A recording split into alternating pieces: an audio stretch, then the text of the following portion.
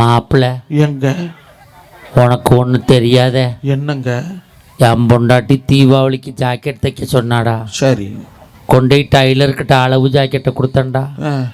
அவன் பிரித்து பார்த்துட்டு 2100 கூலி கேட்குறான்டா. எத்தனை ஜாக்கெட்டு? ஒரே ஜாக்கெட். சேலையே 850 எடுத்து நாம 2 பேருமே. அதான்டா சொன்னேன். ஏன்டா 2100 கேட்குறாயின்னு.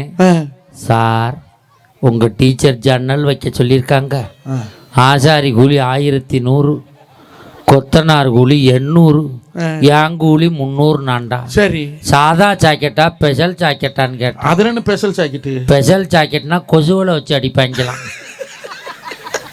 வார்னிஷ் அடிப்பானா,